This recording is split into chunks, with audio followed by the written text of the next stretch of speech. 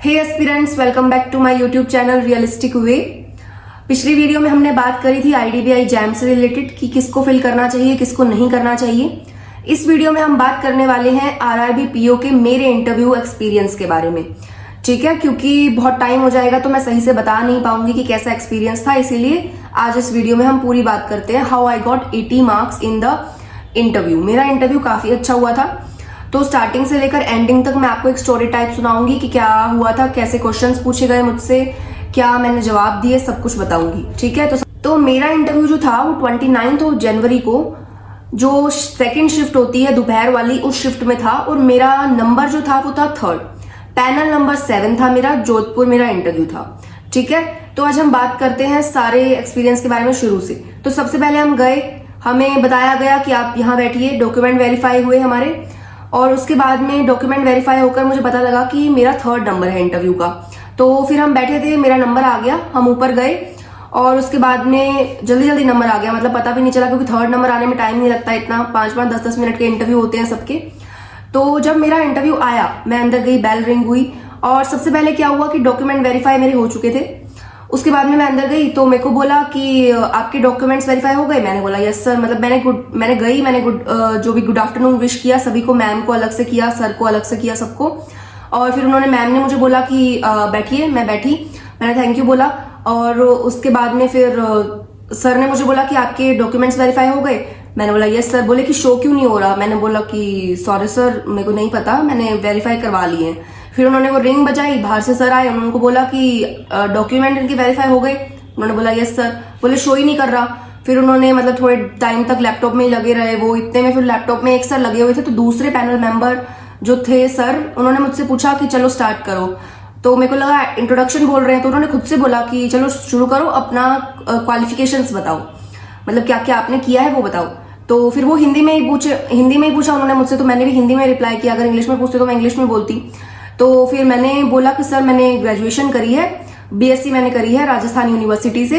तो बोले कि अच्छा क्या क्या सब्जेक्ट्स थे आपके पास। तो मैंने बताया कि सर मेरे पास मैथ्स थी, मेरे पास केमिस्ट्री थी और मेरे पास फिजिक्स थी। बोले कि अच्छा। तो फिर बोले, फिर दूसरे पैनल मेंबर बीच में बोले इंटरप्ट करते हुए कि कौन से ईयर में हुई थी आपकी ग्रेजुएशन। तो मैंने बोला कि 2023 में हुई थी। फिर एक और दूसरे पैनल मेंबर जो मेरा लैपटॉप में देख रहे थे चीजें, तो उन्होंने मुझसे बोला कि आपने पिछले साल भी दिया था। मैंने बोला यस सर दिया था। तो फिर उन पैनल मेंबर ने मुझसे पूछा कि अभी आपने बताया कि आपके पास फिजिक्स, केमिस्ट्री और मैथ्स थे। मैंने बोला यस सर। बोले कि आपका फेवरेट सब्जेक्ट कौन सा था ग्रेजुएशन में। तो मैंने बोला कि सर मेरा फेवरेट सब्जेक्ट था मैथमेटिक्स। तो फिर उन्होंने मेरे को बोला कि ठीक है आपसे क्वेश्चन पूछ लूं मैथमेटिक्स के। मैंने बोला यस सर पूछ लीजिए। तो उन्होंने मेरे को बोला कि आपने पाइथागोरस थ्योरम तो पढ़ी होगी। मैंने बोला यस सर। तो बताइए क्या होती है। तो मैंने बता दिया, एक्सप्लेन कर दिया अच्छे से। मेरे को बोले कि अच्छा ठीक है, ये तो ठीक है, अब आप ये बताओ कि ये रियल लाइफ में कहाँ यूज होती है। तो मैंने कहा कि सॉरी सर मैं याद नहीं कर पा रही हूँ। तो बोले मतलब आपके कहने का मतलब है कहीं यूज नहीं होती। तो मैंने कहा कि नहीं सर ऐसी बात नहीं है, यूज तो होती होगी, लेकिन मेरे को याद नहीं आ पा रहा है, मैंने शायद पढ़ा नहीं है या फिर शायद मैंने मतलब याद नहीं कर पा रही हूँ मैं। तो बोले कि अच्छा ठीक है। तो फिर मैम ने मेरे को इंटरप्ट करते हुए, मतलब मैम ने, अगली टर्न मैम की थी, सर ने बोला मैम से कि आप पूछिए क्वेश्चन। तो फिर मैम ने मुझसे पूछा कि साइन थीटा, कोस थीटा, ये सब तो आपने पढ़ा होगा। मैंने बोला यस सर, यस मैम। तो फिर बोलें कि अच्छा ठीक है, तो ये बताइए कि ये कहाँ यूज होती हैं रियल लाइफ में। तो पहले तो मेरे को समझ नहीं आया कि वो पूछना क्या चाह रही थी, क्योंकि उन्होंने कुछ और तरीके से मुझसे क्वेश्चन पूछा था, तो फिर मैं समझ नहीं पाई। फिर मैंने उनसे वापस पूछा कि मैम मैं क्वेश्चन नहीं समझ पाई, क्या आप वापस बताएंगी। तो मैम ने मुझे वापस एक्सप्लेन किया। तो फिर मैंने मैम को बोला कि सॉरी मैम मैं नहीं रिकॉल कर पा रही हूँ। मैम बोली कि अच्छा ठीक है। तो फिर मैम ने मुझे बोला कि चलो तुमसे कोई इजी सा क्वेश्चन पूछती हूँ। मैम ने बोला कि चलो ठीक है, ये बताओ कि मीन, मीडियन, मोड क्या होते हैं। तो मेरे को मीन पता था, मोड पता था, मीडियन नहीं पता था। मतलब पता था लेकिन मैं बताना नहीं चाहती थी, क्योंकि मेरे को था मैं अगर उन्होंने मुझसे कुछ क्रॉस क्वेश्चन कर लिया तो मैं फंस जाऊंगी। तो मैंने मीन बता दिया और मोड बता दिया, मीडियन मैंने नहीं बताया। तो फिर मैंने दोनों बता दिया। मैम ने बोला कि मीडियन। मैंने बोला कि सॉरी मैम मैं वो नहीं याद कर पा रही हूँ, मेरी ग्रेजुएशन को थोड़ा लंबा समय हो गया है और मैंने रिवाइज नहीं की हैं चीजें। तो मैम बोली कि अच्छा ठीक है। तो फिर सर ने मुझसे पूछा, एक सर थे बोर्ड मेंबर, उन्होंने मेरे को बोला कि चलो एक बात बताओ, आप क्या पढ़ के आई हो, आप बता दो, मैं वही आपसे क्वेश्चन पूछ लूंगा। तो मैंने बोला कि सर मैं बैंकिंग टर्मिनोलॉजीज पढ़ के आई हूँ, बैंक के रिलेटेड सब कुछ पढ़ के आई हूँ, मतलब आरबीआई हो गया, आरआरबीज हो गया, ये सब पढ़ के आई हूँ। बोले कि और बताओ क्या पढ़ के आई हो, तो मतलब एक्सप्लेन करो। मैंने बोला मैम सर एमपीए पढ़ के आई हूँ और आरआरबी से related, RBI related monetary policy पढ़ के आई हूँ। तो मेरे को बोले कि अच्छा आरआरबी पढ़ के आई हो आप। मैंने बोला यस सर। बोले स्पॉन्सर बैंक के बारे में तो सुना होगा, क्या होता है स्पॉन्सर बैंक। मैंने बता दिया कि सर स्पॉन्सर बैंक क्या होता है, हेल्पिंग हैंड होता है एक तरह से आरआरबीज का।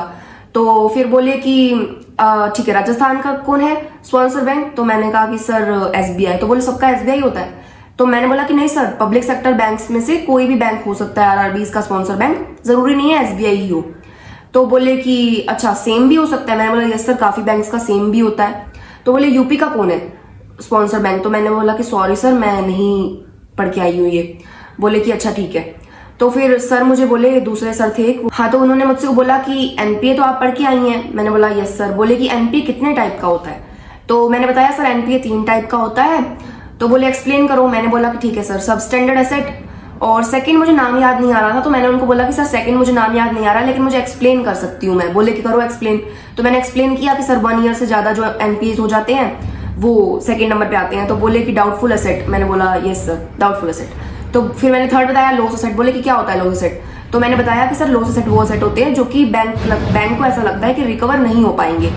तो फिर वो सारे बोर्ड मेंबर हंसने लग गए। सर बोले मुझे कि अच्छा रिकवरी नहीं कर पाता बैंक कभी, तो मैंने बोला कि नहीं सर ऐसी बात नहीं है कि रिकवर कर नहीं पाता, बैंक ऐसा लगता है बैंकों के रिकवर नहीं हो पाएगा। तो बोले कि अच्छा ठीक है। तो फिर मेरे को वो हंस के बोले कि पढ़ के आई थी या फिर खुद के मन से बता रही हूँ। मैंने बोला नहीं सर पढ़ के आई थी। तो फिर बोले कि अच्छा ठीक है। फिर मतलब एक सर थे, उन्होंने मुझको बोला दूसरे सर कि आपकी ग्रेजुएशन 2023 में हुई थी। मैंने कहा यस सर। बोले कि 2 साल का आपका गैप है। मैंने बोला जी सर। बोले कि 2 साल में आपने अपने आप को अपग्रेड करने के लिए कुछ भी नहीं किया।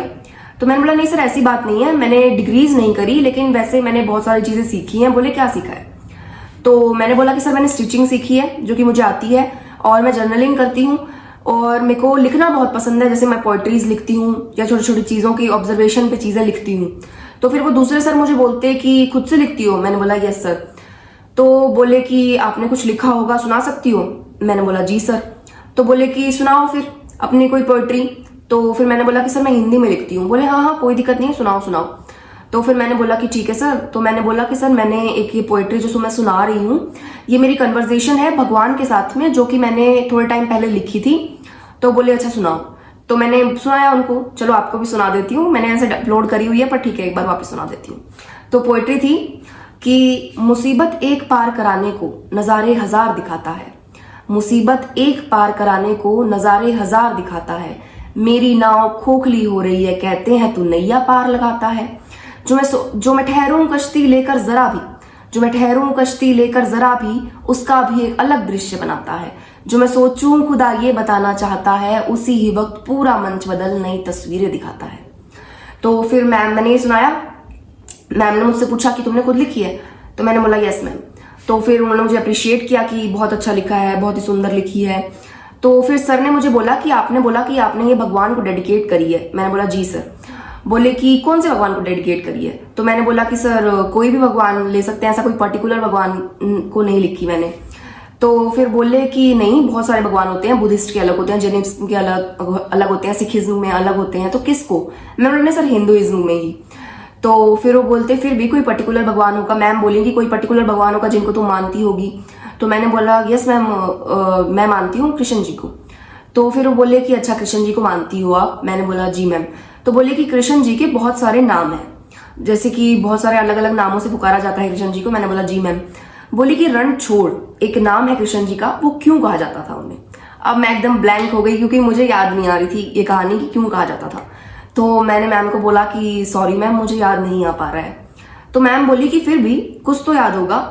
तो मैंने बोला कि नहीं मैम मैं गैस कर सकती हूँ। तो फिर मैम बोली कि हाँ करिए। तो मैंने कहा कि मे बी मैम ये महाभारत से के कॉन्टेक्स्ट में कुछ होगा, शायद युद्ध छोड़ के चले गए होंगे कृष्ण जी, ऐसा कुछ। तो बोली कि मैम हंस के बोली कि अगर कृष्ण जी महाभारत छोड़ के भाग जाते तो पांडव कभी जीत ही ना पाते। तो मैंने बोला यस मैम। तो फिर सर बीच में बोले कि मैम को बोले कि मैम ये कहानी मैंने सुनी है, कृष्ण जी मथुरा छोड़ के चले गए थे तब उनको कहा जाता है ऐसा। तो फिर मैम हंस के बोली यस सर। तो फिर सर बोले हाँ ये कहानी मैंने सुनी है, बहुत ही इंटरेस्टिंग कहानी है। तो फिर मैम बोली कि यस सर। तो फिर मैंने स्माइल करके बोला, क्योंकि सारे हंसी रहे थे, स्माइल कर रहे थे, सारे आपस में बात करने लग गए थे। तो फिर मैंने स्माइल करके बोला कि ma'am I will read it for sure, मतलब घर जाने के बाद मैं जरूर से पढ़ूंगी। तो फिर मैम बोली कि स्माइल करके मैम बोली कि हाँ जी जरूर पढ़ना। और फिर सारे स्माइल करने लग गए। फिर सर ने मुझे बोला थैंक्स रिया, आप जा सकती हैं। तो मैंने सबको फिर बोला कि thank you sir, thank you ma'am, और फिर मैं आ गई। तो I was very happy after giving the interview, after that part, कि मैंने उनको कविता सुनाई अपनी, और मैं बहुत खुश थी। मैं घर आई, मैं पापा को बताया कि ऐसा ऐसा। पापा मुझे बोलते तेरे को ये नहीं पता कि रणछोड़ क्यों कहते हैं? मैंने बोला कि याद नहीं आ रहा था मुझे। तो फिर मैंने वो कहानी सुनी सबसे पहले तो रणछोड़ वाली घर आते ही कि क्यों कहा जाता था। और फिर मुझे लगा था कि मेरा इंटरव्यू काफी डिसेंट हुआ है, अच्छा हुआ है, 80 समथिंग मार्क्स तो मिल ही जाएंगे।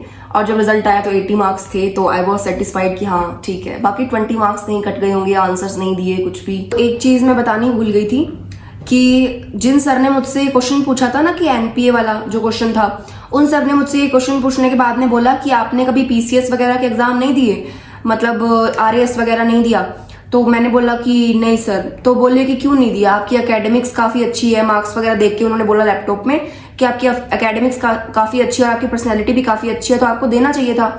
तो फिर शायद मेरे को लगा कि ये ट्रिकी क्वेश्चन बाद में आने के बाद में उस वक्त तो मैंने बोला था उनको कि सर मैं बैंकिंग की तरफ ही आना चाहती थी, मेरा इंटरेस्ट बैंकिंग में ही था, तो इसलिए मैंने कभी ट्राई ही नहीं किया। तो बोले कि अच्छा ओके। तो बाद में जब मैं बाहर आई और मैंने बताया सबको कि भाई मेरे से ये क्वेश्चन पूछा उन्होंने, तो फिर सभी बोले कि शायद ये ट्रिकी क्वेश्चन था, कि पता नहीं वो क्या कुछ जानना चाह रहे होंगे। तो अगर आपका इंटरव्यू अपना एक्सपीरियंस आपको शेयर करना हो, या कौन सा पैनल नंबर था आपका, कहाँ आपका इंटरव्यू था, तो आप मुझे कमेंट में बता सकते हैं। I will read for sure. और अगर आपको इंटरव्यू से रिलेटेड कोई और डाउट हो तो वो भी आप मुझे बता सकते हैं। Thank you very much.